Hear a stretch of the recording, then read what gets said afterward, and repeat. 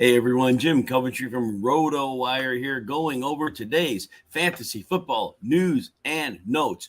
The highlight tonight is the Buccaneers passing attack. So Tom Brady, back from his vacation, sabbatical, call it what you will, he actually played in the third preseason game. Passed 6 of 8 for 44 yards. Don't care about the numbers. The fact that Brady played in the preseason game, but it was a little tune-up for him. Missed some practice time, so it's very clear Brady is ready to go for the regular season. Now, the big issue is the state of their offensive line, the interior offensive line especially. We know they've had injuries within there. They are going to be missing multiple players. They did pick up Shaq Mason from the Patriots at right guard, but the center situation is an impossible nightmare now. A left guard situation is a nightmare right now. And we know over the years, Brady had that propensity to struggle when teams brought interior pressure. However, here's what I want you to understand. I don't dispute that for a minute. Brady had good system receivers in New England when he was struggling with interior pressure, but those players needed a minute to get open. Not a minute, but you understand. Well, his one advantage is it appears as if Brady's receivers are going to be in decent shape health-wise. First of all, Russell Gage, he's had a hamstring. He's been out since August 10th, but my guess is that'll be over a month to come back for week 1, and he had done some of the OTA work. So my guess is he's acclimated enough to the offense, because remember, Chris Godwin wasn't taking snaps. Julio Jones wasn't yet on the team. So I believe that Gage will fit in quite well. Now, because of Godwin's return to health, and again, Jenna Lane said I should follow up with that. Godwin is supposedly has growing confidence in his knee, and a week 1 return is looking likely. Now, will he be the same Chris Godwin? Look, we can't say. Maybe, right? And maybe not. He counts on agility, and it's an ACL. But we've seen players come back. So right now, if the team's willing to turn Godwin loose week 1, I'd imagine he's enough of himself that they feel comfortable with that. Because remember, he's playing to win a Super Bowl. They assume they'll be in good enough shape to make the playoffs without Godwin early. So my guess is if he wasn't completely ready, needed a little more time, they'd give him that time. They're rolling him out, it seems. So now, Godwin, wide receiver 30. We said Gage was wide receiver 55. Godwin's wide receiver 30. If both of them play and have opportunity, they're going to make those ADPs. They're going to be very good buys for them. I still struggle with Godwin because of the uncertainty of the injury. I find it very difficult to click draft when I'm on the clock and I have other receivers who I like in that range. I'm just defaulting the other way. I just can't. Elijah Moore is a player I'm going with.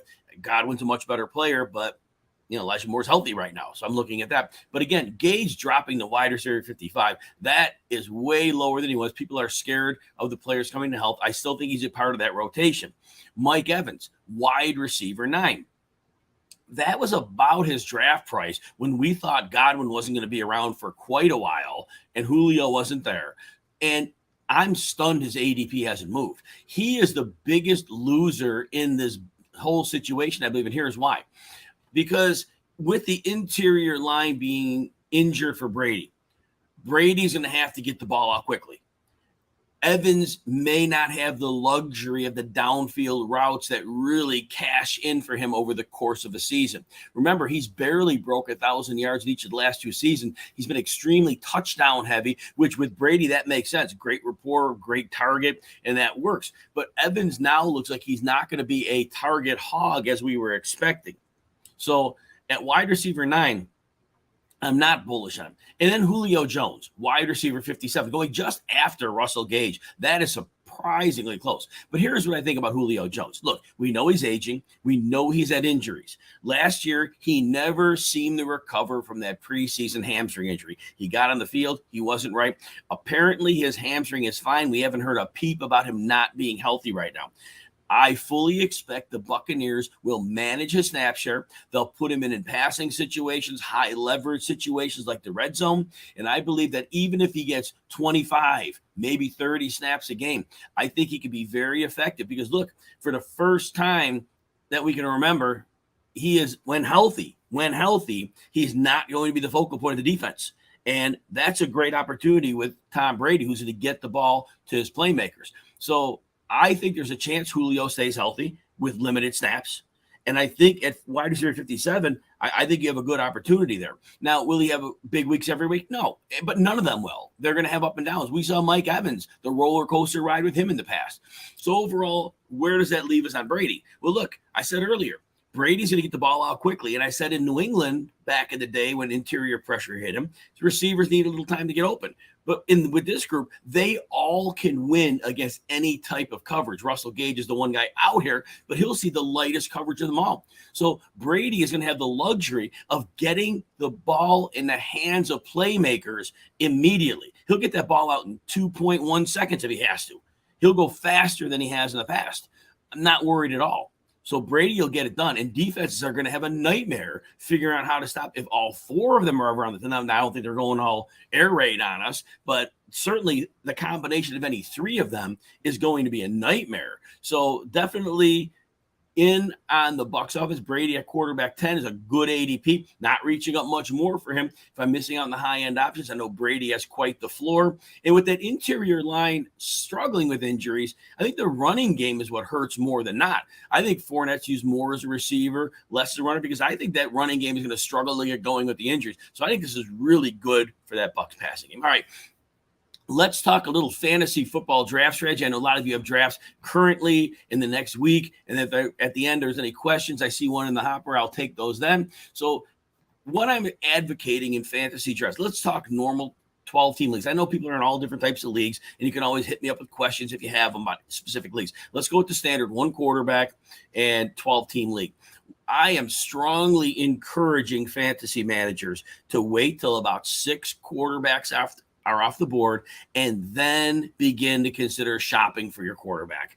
I don't think, I know some people love taking the Josh Allens of the world, the Justin Herberts, and they're great plays. And Josh Allen will be the quarterback 1 if he stays healthy, of course. But I just don't like my roster constructions. Now, if you're in a league where, maybe you feel the other managers aren't very sharp and you can get steals throughout the draft, that's one thing. But if you're in a competitive league where very few players fall, I think it's a luxury to take a quarterback early. I think that you could do very well in quarterbacks 7 through 10 range and be very strong with those options. And so that's why I advocate waiting, because you can load up on your running backs and receivers. And really, I feel the same way about tight end. Look, I know people love Travis Kelce. You've heard me talk about how I feel this year he's going to be 33. Teams are going to gang up on him. We saw it last year. He had 6 bad games. He only had 2 bad games in the prior 2 years. And now Tyreek Hill's gone. Will he get targets? Sure, but defenses are going to bracket and punish him at the line. Mahomes is going to be forced to go elsewhere with the ball. And, and I do love the opportunities that are brought about in the passing game. But for right now, I just have to say we are going to take that quarterback later. We're just going to say, you know what? Quarterback 7 through 10, we're fine. And tight end, I go back there again. Kelce, we already talked about Kelce. Now, other than Kelce, Mark Andrews. And again, 1,300-yard season, right? But if you take the numbers where he was just with Lamar Jackson, it was pretty much on pace for a 1,000-yard season. When Tyler Huntley was in, he couldn't read defenses. He had to get the ball out quickly and basically just pound quick targets to Kelce. And Kelce just rolled statistics up. And he's a great player, but he doesn't see that level of production with Lamar Jackson. And I love Kyle Pitts. But again, I still think you can dip down. And I'm not saying this for the sake of being repetitive. My numbers led me to come to the conclusion that both at quarterback and at tight end, I'm waiting till 6 are off the board, again, to begin shopping. I'm not taking the 7th. I might, but I'm seeing where the board lines up. I'm seeing if I think I can wait another round or 2. But I really want to come out of those first 6 rounds whenever possible. And if it pushes to 7, depending how late they go, it might even be 7. I want to get running backs and receivers. Those are the anchors of my team. Those are where if I get a player that might miss in those early draft picks, I have a chance of getting another higher end one who could pick up the slack, covered me for some bye weeks, some injuries. I want to load up there. And that's the way I'm going to frame it. Now, I do think if you're taking your tight end later and your quarterback later, If you have enough roster spots, if you're in a shallow bench league, you can't do this. But if you're deep enough league, take a second tight end, take a second quarterback. And then if your first one doesn't work out, you could pivot off or go to the waiver wire.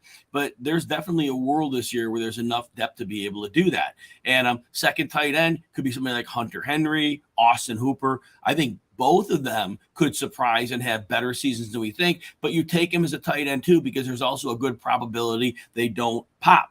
All right, so that's what we're going to say there on draft strategy. But and again, if you're still in the league with kickers and defenses, please, please, please, not till the last 3 rounds. Take 2 of you. Sometimes you like, if you're before the turn and you don't want the very last, pick of the draft to be one. I get that.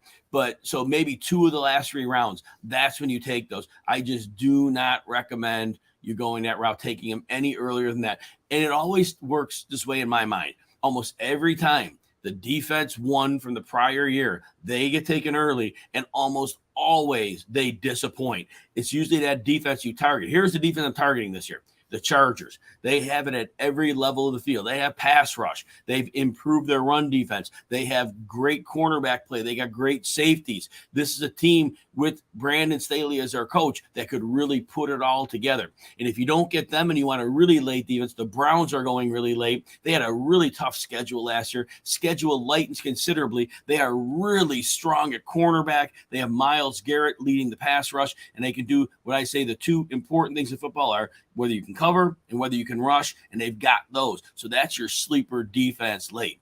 All right, I think that's what I've got for anything. A question here. All right, so we have a question. Thoughts on Lamar Jackson this season? So, you know what? I'll write the injury off last year. I think it was just one of those freak luck things. He stayed healthy in his career, still young. There's no reason to think he won't rush for 1,000 yards again, because that's kind of what he does. I think there's a world where you get a little better passing production. I don't think we'll ever see that MVP season of 2019 again. He is being drafted very aggressively in some leagues, as high as the quarterback too.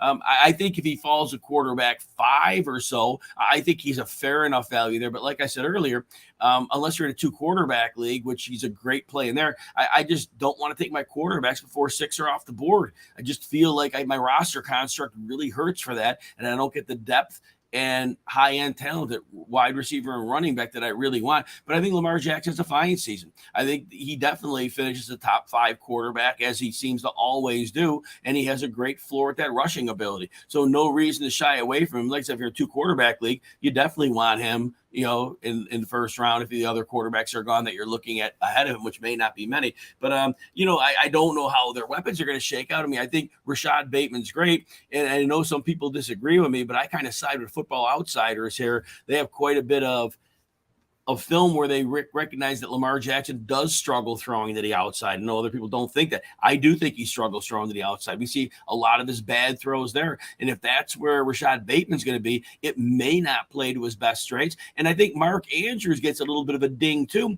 because it certainly helped when they had Hollywood Brown on the field, because they both ran a lot inside, but Hollywood Brown had game-breaking speed, and defenses had to treat that way differently. So now if teams are willing to go single up on Bateman because not worried about Lamar throwing to the perimeter, then I think they could bracket Mark Andrews on the inside and really make Lamar decide to just run the ball, because we know he's not checking down to his running backs. But that said, Lamar Jackson's safe. No worries there. Joe, good to see him. You picked up Julio on the 11th. Oh, yeah, definitely worth a shot. I talked about him a little earlier in this show.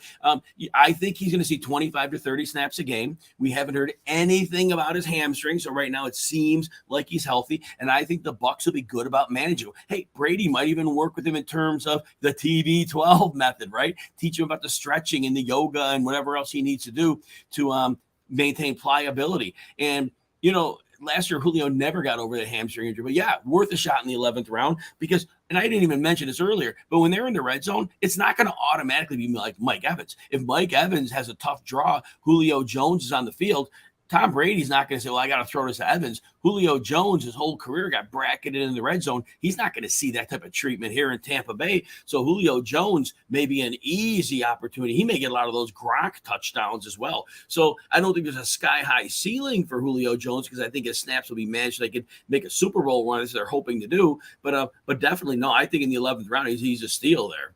All right, any other questions? I don't see any. All right, appreciate everybody. Hope everybody has a great day, and we will see you soon.